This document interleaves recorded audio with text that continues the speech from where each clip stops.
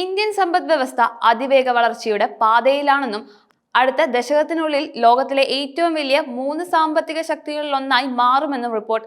പ്രമുഖ ആഗോള ഉപദേശക സ്ഥാപനമായ EY എക്കണോമിക് വാച്ച് ഡിപ്പാർട്ട്മെന്റിൽ 2025 ഓഗസ്റ്റ് 10 ഈ നിർണായക പ്രവചനങ്ങൾ ഉൾക്കൊള്ളിച്ചിരിക്കുന്നത്.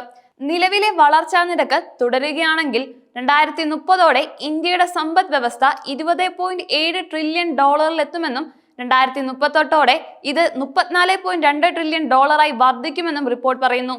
ഈ കുതിച്ചുചാട്ടത്തിന്റെ പ്രധാന കാരണങ്ങളായി റിപ്പോർട്ട് ചൂണ്ടിക്കാണിക്കുന്നത് ഇന്ത്യയുടെ ശക്തമായ സാമ്പത്തിക അടിസ്ഥാന സൗകര്യങ്ങളാണ്. അനുകൂലമായ ജനസംഖ്യാപരമായ ഘടകങ്ങൾ കൂടാതെ കഴിഞ്ഞ ഏതാനും വർഷങ്ങളായി സർക്കാർ നടപ്പാക്കിയ സുപ്രധാന ഘടനാപരമായ പരിഷ്കാരങ്ങൾ എന്നിവയാണ്. ഈ 3 ഘടകങ്ങളും ചേർന്ന് ഇന്ത്യക്ക് ലോക സമ്പദ് വ്യവസ്ഥയിൽ ഒരു പുതിയ സ്ഥാനം നൽകുമെന്നാണ് വിലയിരുത്തുന്നത്. ജനസംഖ്യാപരമായി കരുത്ത് ഇന്ത്യയുടെ സാമ്പത്തിക വളർച്ചയ്ക്ക് ഏറ്റവും വലിയ ഉത്തേജനം നൽകുന്നത് അതിന്റെ യുവജന ശക്തിയാണ്. 28.8 വയസ്സാണ് ഇന്ത്യയിലെ ശരാശരി പ്രായം. ചൈന, US, ജപ്പാൻ, ജർമ്മനി തുടങ്ങിയ പ്രമുഖ സമ്പദ് വ്യവസ്ഥകളെ അപേക്ഷിച്ച് വളരെ കുറവാണ്. ഇത് രാജ്യത്തിന് വലിയൊരു തൊഴിൽ ശക്തിയെയും ഉൽപാദനക്ഷമതയും നൽകുന്നു. യുവാക്കളായ ജനസംഖ്യ ഉയർന്ന് ഉപരോഗം, സംരംഭകത്വം, സാങ്കേതിക വിദ്യയുടെ വേഗത്തിലുള്ള സ്വീകരണം എന്നിവയ്ക്ക് കാരണമാകുന്നു.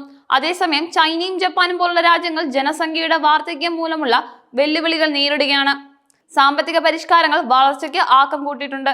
GST, insolvency and bankruptcy code, UPI അടിസ്ഥാനമാക്കിയുള്ള ഡിജിറ്റൽ പേയ്മെന്റ് സംവിധാനങ്ങൾ തുടങ്ങിയവ ഇതിൽ പ്രധാനമാണ്. ഈ പരിഷ്കാരങ്ങൾ സമ്പദ് വ്യവസ്ഥയിൽ സുതാര്യത വർദ്ധിപ്പിക്കുകയും നിക്ഷേപക സൗഹൃദം അന്തരീക്ഷം സൃഷ്ടിക്കുകയും രാജ്യത്തിന്റെ മത്സരക്ഷമത മെച്ചപ്പെടുത്തുകയും ചെയ്തു.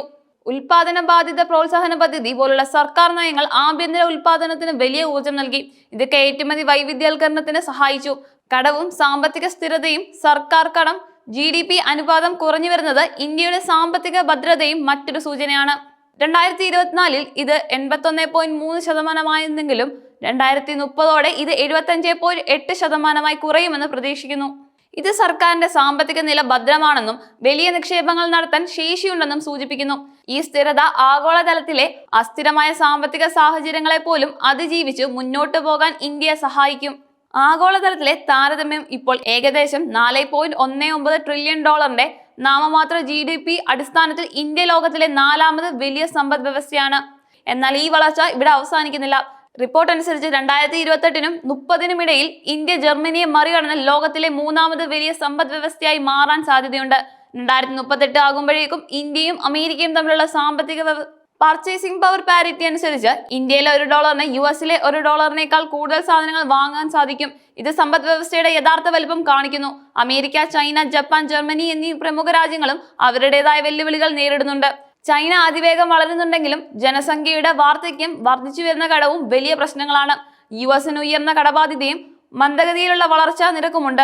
ജർമ്മനിയും ജപ്പാനും ശക്തമായ സമ്പദ് വ്യവസ്ഥയാണെങ്കിലും പ്രായമായ ജനസംഖ്യയും ആഗോള വ്യാപാരത്തെ അമിതമായി ആശ്രയിക്കുന്നതും അവരുടെ വളർച്ചയ്ക്ക് തടസ്സമാകുന്നു.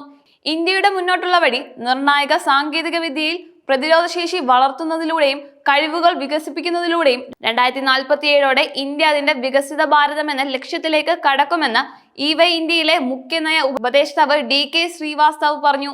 ഈ ലക്ഷ്യം കൈവരിക്കുന്നതിന് ആഭ്യന്തര ഉൽപാദനം വർദ്ധിപ്പിക്കുകയും കയറ്റുമതി വൈവിധ്യവൽക്കരിക്കുകയും ചെയ്യേണ്ടത് അനിവാര്യമാണ്.